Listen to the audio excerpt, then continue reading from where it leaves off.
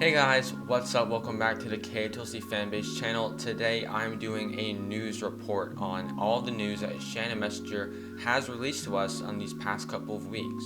First, I'm just gonna recap all the news we currently know about Book 9. So Shannon Messenger had a baby, which pushed back the release to 2022. And since this is an extra year wait, she has given us Keeper Summer, which is like a cool little activity thing over the summer that has extra deleted scenes from all of the books. So in this video, I'm just going to be going over all the news that we got in these past couple of weeks. And I'm going to go out of order because we actually have some pretty important news up first. And if you just want to see the deleted scene or something, there will also be video chapters in the description in the comments. If you're super excited for Book 9, leave a like on this video. And if you just can't wait, subscribe to our channel because we post videos 2 times a week all about KotLC. Without further ado, let's get into some big news. So if I head on over to Shannon Messenger's Instagram, if you didn't know, her assistant has been posting for her these past couple of months because she has been taking care of her baby. So I'm just going to jump straight into the big news. Keeper of the Lost Cities Book 9 on sale November 8, 2022, available for pre-order right now. Unfortunately, there was no title or cover revealed in this post, but we do get an official release date. Let's read what Shannon Messenger said. We hope everybody enjoyed the Keeper Summer activities and the deleted scenes. We have a lot more fun stuff coming up this fall, starting today. It's time to mark your 2022 calendars because we have an official Keeper 9 publication date. Drumroll please. Keeper 9 will be launching into the world November 8, 2022 in the US and UK. Even better, Keeper 9 is already up to pre-order. Click the link in Shannon's bio or go here to pre-save your copy from your favorite retailer. And yes, we know you're all dying for a title and cover. Keep an eye on the space for those in the nearest future. In the meantime, who here can't wait for November 8th? So the big news today is that you can pre-order the book today and we have an official release date. But I haven't pre-ordered the book yet and I'm going to tell you why. Every year, it started with Nightfall, there has been a Barnes & Noble exclusive edition where you have a short story from one of the characters' point of view in the back, and I think you get like some extra stuff like a poster on the cover or it's signed or something like that. And these normally release for pre-order a lot later than the pre-order from the actual like hardcover regular edition. So I'm going to wait until I can pre-order the Barnes & Noble exclusive edition. That was the biggest news. Let's go to the next post. I'm still keeping the boy off social media for lots of reasons, but this onesie someone had made for me was too cute not to share. And it's a picture of her baby boy with a onesie that says Lil Keeper. This is why we are waiting 2 years for the next Keeper book. We have some more quick news. Keeper Lost Cities has been released in Germany, and there's a gigantic subway ad in Munich. I really like this cover. The UK covers, I'm gonna be honest, I'm not the biggest fan of, but this font, it looks really cool.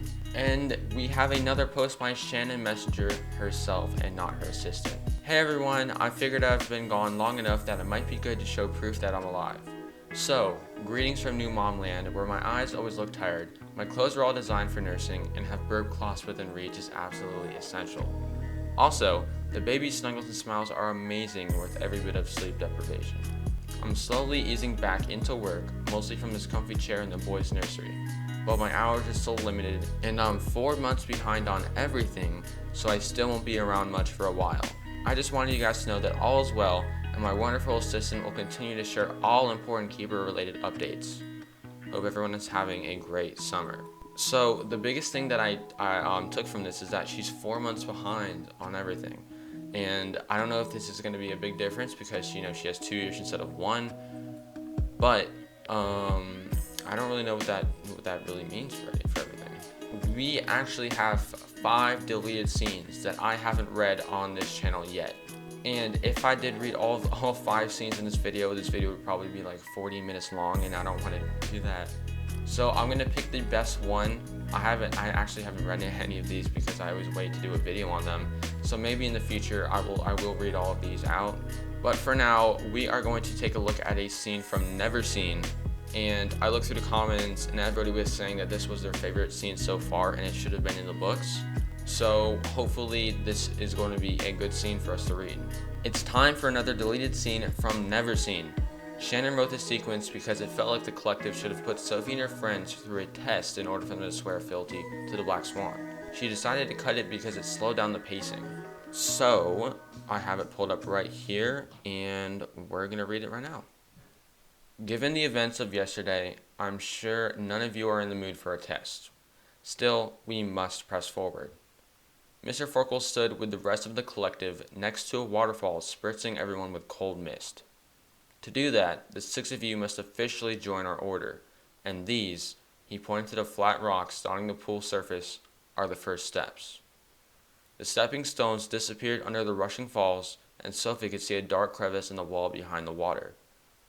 You will each be following this path today, Granite told them, to prove you are ready to handle the responsibilities that swearing fealty will carry. It is a simple test, Blair added. One we are confident each of you will pass, Squall agreed. And we will be waiting on the other side, Wraith finished, where we will make your oath. Any questions? Mr. Forkle asked. Yeah, I've got one. Keith stepped forward, holding out his arms. What is up with these outfits? Sophie had been wondering the same thing. She thought nothing could be worse than the Muppet skin pajamas, but the white, feathered capes were ugly and itchy, and all they'd been given to wear underneath were swimsuits. Aren't we the Black Swan? Keith asked. Or are we having an identity crisis? Sophie smiled, relieved to hear him sounding more like his normal self. He definitely looked tired, but when she'd woken up that morning, he'd still been asleep at his window, just like her. Her neck ached from leaning against the glass, but she managed to sleep too, without even needing Sylvanie. The outfit is a metaphor for your transformation, Granite explained, to mark how we all begin on the side of conventional tradition.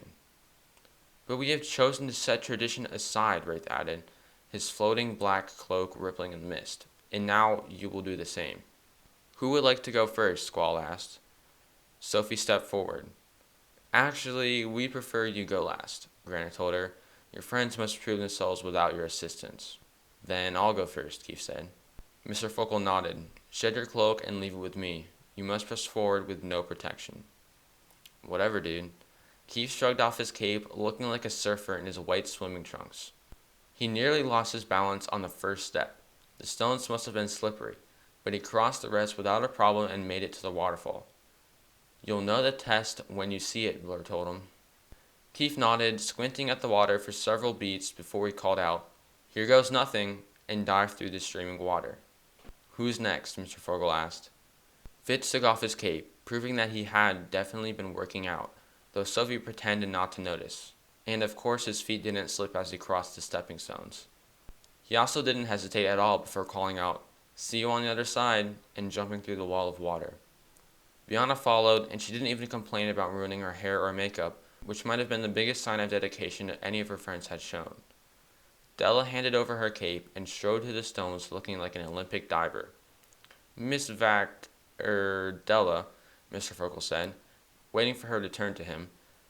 You must allow the water to touch you during this test.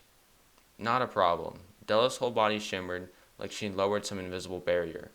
Then she parted the falls with her hands before letting the water crash down around her. Your turn, Mr. Disney, Granite announced. Dex nodded, but he didn't step forward. He seemed to be pulling his tape tighter around himself. You have no reason to feel self-conscious, Granite told him. Another year, and you'll be just as tall as the other boys. Great, Dex muttered, his face spaghetti sauce red. Sophie looked away to give him his privacy. See you soon, he called a few seconds later, followed by a loud splash. And now, Miss Foster, Squall called. The reason we asked you to wait, Mr. Forkle said, is because we've decided that you do not have to swear fealty. You are our heir, Granite added. Entrance to the order is your right. That's not to imply that you have no choice in the matter, Wraith added quickly. You can still choose to walk away if you'd like, Blair finished. Sophie wasn't going anywhere. But she didn't want the special treatment either. If you don't mind, she said, I'd like to take the test with my friends. All 5 members of the collective nodded, as if those were the words they'd hoped to hear. Sophie handed over her cloak and crossed to the first stepping stone, which was even slicker than she'd been prepared for, and almost sent her crashing face first into the water. Somehow, she used the momentum to propel her forward instead and toppled through the icy waterfall, letting the water drag her down, down, down, down. The cold felt like knives, and the darkness was disorienting. The only guide, a glint of silver light far, far below. Sophie plunged after it, swimming all the way to the bottom, where she found a moon jar and dug it out of the soft sand. She used the dim glow to search for a clue, but all she could see was an endless wall of rocks. Her lungs screamed for air, but she had a feeling if she surfaced to take a breath, it would count as a failure. The black swan never went backward. They also never took the safe path. If they couldn't find a way around a wall, Inspiration struck. Sophie hoped she wasn't crazy as she swam straight for the rocks. She closed her eyes and kept one arm over her head, hoping to cushion the blow if she was wrong. But the rocks were an illusion. After a few seconds, the water turned warmer, brighter, and finally there was air. She gasped for breath and floated along the surface. "Took you long enough," Keith told her when she drifted onto a beach with a shimmering purple sand. "Where are we?" Sophie asked, frowning at the jagged mirrors lining the rocky walls of the cavern. More than a dozen Sophies stared back at her, looking very drowned rat. Her bathing suit had also turned from white to black. "Here," Fitz said, handing her a black towel to dry off. "You also earned yourself one of these in your moon jar." He pointed to the black chain strung around his neck with a monocle decorated with a sign of the swan. "Think these will help us find the way out of here?" Dex asked, holding up his monocle as he scanned the rocky walls. "I don't see a door. Do you?" "All I can find are these mirrors." Fitz frowned at his reflection. "Does anyone else think I look weird?" "Always," Dex mumbled. Fitz laughed. "I guess I walked right into that. But seriously, look at my reflection." Everyone gathered around him. "It's the shadows," Stella decided. "See the way they're setting into your features? It's way worse for me, though. I look like I haven't slept in a century." She pinched her cheeks, and Sophie had to admit, Della's reflection looked rather haggard. "Think that means anything?" Fitz asked. "Maybe." Della backed away from the mirror and turned it to a different one. "Huh, I don't look as bad over here." "Maybe it's like the Hall of Illumination," Sophie suggested, "and each of the mirrors means something." The Silver Tower at Foxfire had a room lined with mirrors, and one of the requirements for graduation was to determine the meaning behind each one. "I think we're supposed to smash them," Keith said, raising his fist. Sophie grabbed his elbow to stop him. "The first test was about pushing through barriers. I doubt they test us the same way again." "So what do you think this one's about?" Fitz asked, "seeing ourselves clearly?" "I hope not," Biana mumbled. "I look hideous." Biana's reflection wasn't flattering. She looked pale and scrawny and frumpy. And yet, Sophie's reflection in the same mirror didn't look that bad. "Wait a second," she said, rushing from mirror to mirror. By the fifth try, she called everyone over. She pointed to her shadowed reflection. "I look terrible, don't I?" "Not possible," Dex told her. "I don't know," Keith said. "I mean, we all know I'm a fan of the Foster, but I have to say, this isn't you at your best." "Right," Sophie said. "Just like Della and Biana look their worst in those other mirrors, I bet if you look around, you'll each find a mirror that makes you look worse than the others do." Fitz, Dex, and Keith wandered until they found their worst mirrors. Fitz looked sallow and sickly, Dex looked scrawny and pale, and Keith had a whole Joker from Batman thing going on. "Whoa," Keith said, rubbing at the shadows that made his lips extra creepy. Is it weird that I think I still look awesome?" "Yes," Sophie told him. "So now what?" Biana asked. "I don't know," Sophie admitted. She'd hoped the door would open once they were all in the right place, but clearly they were still missing something. She tried whispering the black swan's code phrases like swan song and followed the pretty bird across the sky. Nothing happened. "Any ideas?" she asked. "Let's smash them," Keith suggested again. "Maybe they want us to see ourselves at our worst," Fitz jumped in. "Like facing our fears or something." "And how does it help us get out of here?" Dex asked. "I'm with Keith. I say we break them." "No, I think Fitz is onto something here," Sophie said. "I think this test is admitting our weaknesses and rising above them." "So what do we do then?" Biana asked. Sophie traced her fingers across the cool glass. There had to be something she was missing, but everything felt so smooth and pristine. "I found it," Dex shouted. "There's a DNA sensor on the side, super well hidden. I bet we just have to lick it." No matter how long Sophie stayed in Lost Cities, she still would never stop feeling squidgy about licking random sensors. Dex didn't share her reservations. He took a quick lick. Ew, it tastes like... The ground under his feet dropped away, sending him screaming down a narrow tunnel. We're going to assume that's supposed to happen, right? Keith asked. Sophie nodded blankly, forcing herself to add, let's all go on 3.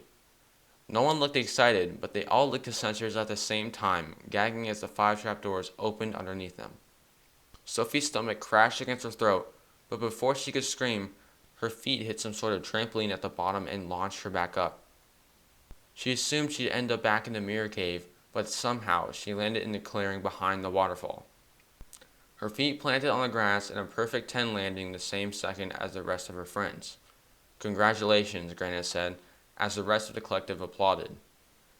Mr. Forkle handed them each a cape, properly black and feathery this time, though it reminded Sophie more of the Neverseen's cloaks than she wanted it to.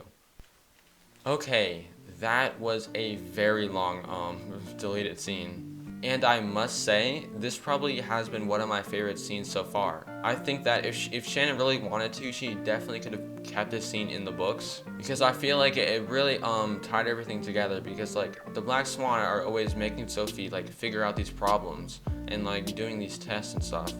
But then when they go to swear fealty, all they have to do is like, I think in the original books, like they have like this sort of a device and they have to figure out like a riddle or something.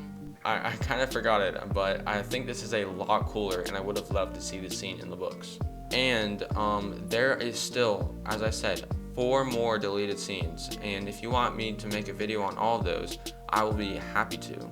And that is all of the news that I have for you guys today. I hope you guys enjoyed watching this. If you did, leave a like on this video and comment down below what was your favorite piece of news. Subscribe to our YouTube channel if you enjoy this type of content. We are trying to hit 10,000 subscribers as soon as we can. Every subscriber helps. I had a really fun time making this video, and I hope you guys had a good time watching it. That's gonna be it for me, and I'll see you guys next week.